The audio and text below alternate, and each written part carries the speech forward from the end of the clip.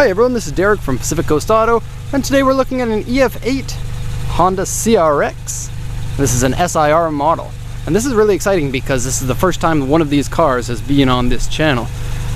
Now, we've bought a few of these, but all of them were to dealers who ended up not having their videos on this channel, as most of our dealers do.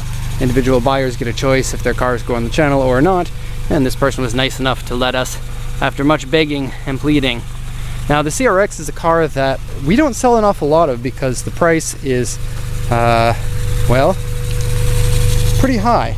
Supply and demand states that these cars sell for an awful lot more than many people would be willing to pay.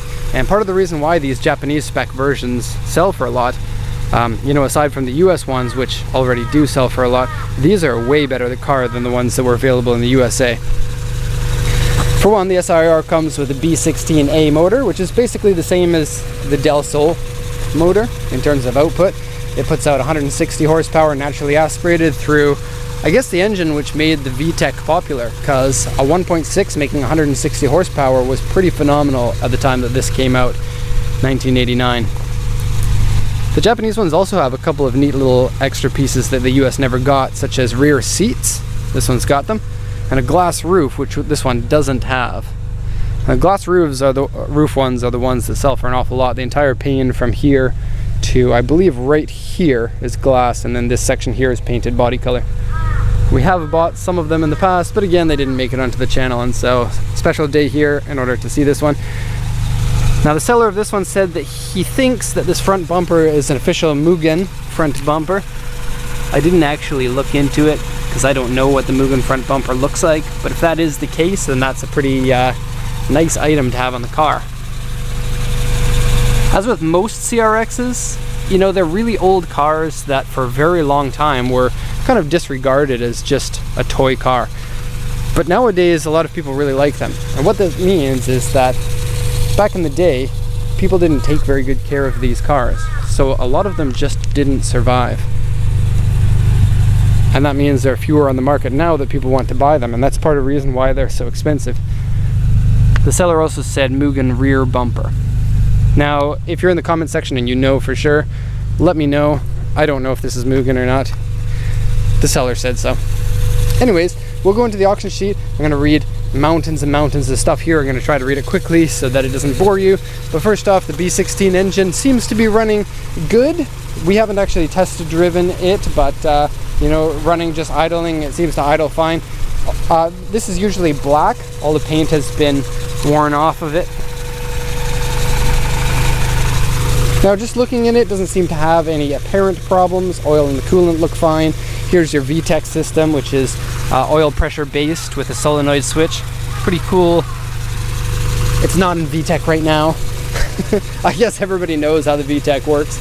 Once you reach a certain RPM, it just goes click, and you suddenly have different lobes for your camshafts so that you can have higher lift. And the reason why you want this instead of just having higher lift camshafts to begin with is because high lift camshafts don't idle very well, and the car goes and makes it difficult to drive in the street because of that. Anyways, let's lower the hood. Now, I did say that a lot of the CRXs are not in fantastic condition. This one here is not in new car condition, so to speak, but when you buy cars from the auction, you basically get to check the auction sheet and see if you want to buy the car. So it's completely up to the buyers how much they want to bid on the cars and whatnot. I'll go over this sheet. So this is basically all the information that the buyer had on the car before he went ahead to buy this one. And so it's a 1989 CRX SiR 1600, and it's an EF8. This is an auction grade R because it's been in an accident, and an interior grade D, which is, for this auction, the lowest grade interior. Original black paint on it, and 169,660 kilometers. Purchased from user. Normal roof. Now, this is the seller's notes, and this is the seller's notes, and this is the auction's report on it, okay? So as the seller's note, he said it's a normal roof, which some people, I guess, would prefer that. If it's really sunny, you wouldn't want to get too hot inside the car. I'm not sure, whatever the reason. Aftermarket 15-inch wheels, P Racing, which is made by Buddy Club, I believe. And so here they are. I think that they suit the car pretty well. I'll show you again from back here.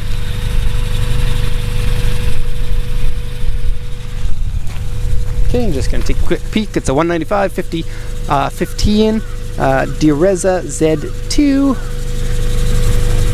and there's no date on this one. Sometimes the date is only on one side. I'm not too sure.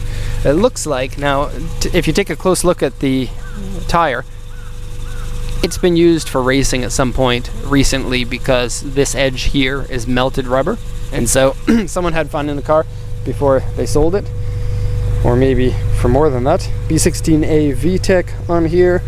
Aftermarket aero parts. Front and rear bumpers are Mugen with question mark. And aftermarket side steps. Chpa! And it looks like this is where it tells you what brand it is, but this person wanted to keep that a secret. Okay, what else do we have here? Now, pardon me, this is small writing with a low resolution, and I may not be able to read everything. Aftermarket mechanical LSD. That will make city driving a little bit more choppy, so to speak. These parts are made exclusively for racing for the most part. Aftermarket suspension and dampers. It says the brand name here. I think S&S Tech. I don't know. I can't read. Not good enough writing. Okay, aftermarket exhaust. Aftermarket steering wheel. Spare key tools are not included. It comes with whatever it comes with, basically. This one here I can't read. It says something about the registration. Here the registration was until August 23rd of this year, possibly that the car had registration and then it just expired. I sadly can't read these complicated characters of the over 8,000 characters Japan has in their language. It sucks learning to read that. Okay, so various accident damage on here. We'll take a look at this diagram in a sec. That'll say what the accident damage is, as well as all of these chunks here are accident damage. So seats have covers on them, and the seat has a rip, the driver's seat. Interior wear and dirty. Interior liner ripped and coming off. Rear spoiler has paint peeling. Rear board is cracked or torn or ripped. They don't really differentiate between those three words in Japanese. Steering wheel cracked, wheels scratched. And the accident damage is front cross member, right front side member, right front inner panel, right front baffle has been dented. So this is the accident has happened already, has been moved back into shape, but there is a little bit of residual damage on the right front, and so that's this corner right here. So I'm just going to show you what we can see here. Now by the looks of it, it seems to be okay. When I translated this sheet, I thought it was probably going to be in worse condition in terms of like your lines here. You can see it is a little bit off, but it's not super apparent. And we got those famous cloudy headlights in the front there.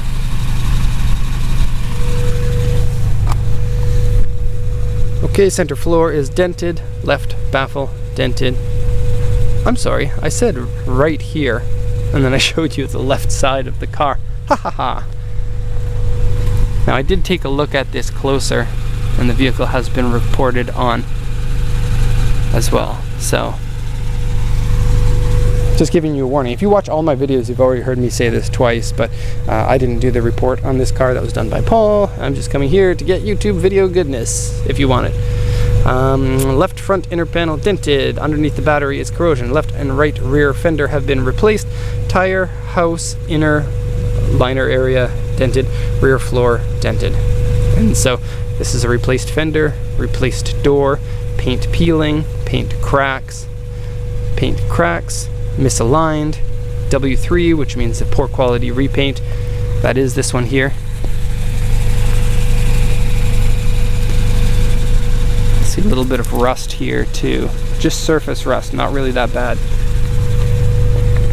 Paint peeling, AU2, which is a medium-sized scratch and dent. And paint peeling on the roof, paint crack and paint fade on the hood. So you can clearly see the paint fade on the hood. Got a little bit of damage here that has been painted over. And then peeling paint on the roof is at the back, I believe. Let's see. Rear spoiler's paint peeling. Here we go. So peeling paint up here and goes all the way up here. Looks like this is supposed to be black with like a rubberish type thing on top. And it's peeling. And looks like we're a little bit misaligned with the trunk there.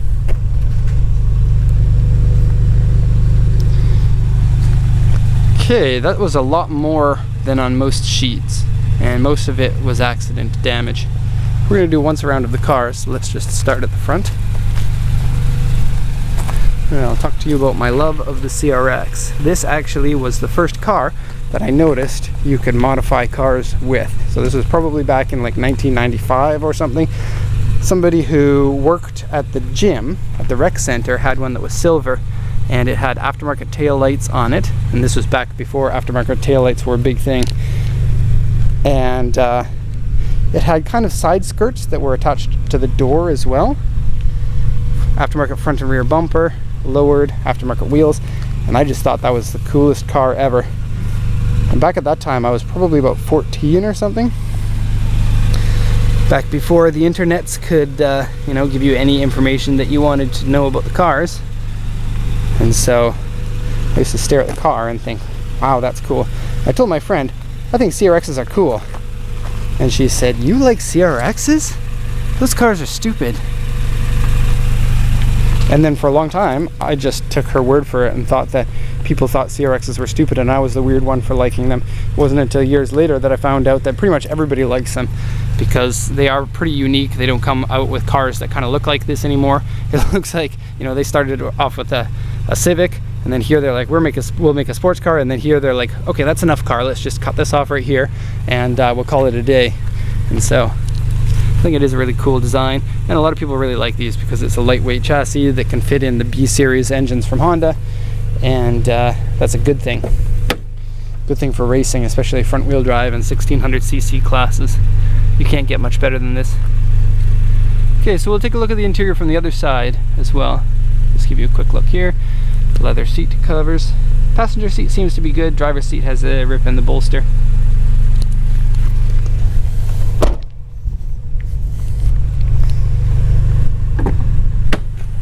Show you this coming off here, and this has been sun damaged. This one says, let's lock the door, in Japanese. Probably pretty cool to have something like that in the US.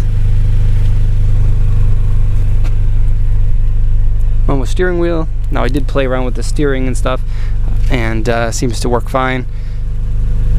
Actually feels really nice and smooth for this old of a car. I did notice that. Steering wheel has some sun damage on it here.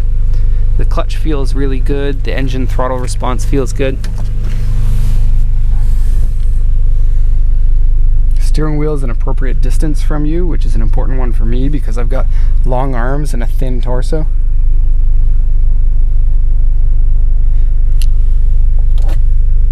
Has been smoked in. Doesn't necessarily smell like cigarettes inside the car.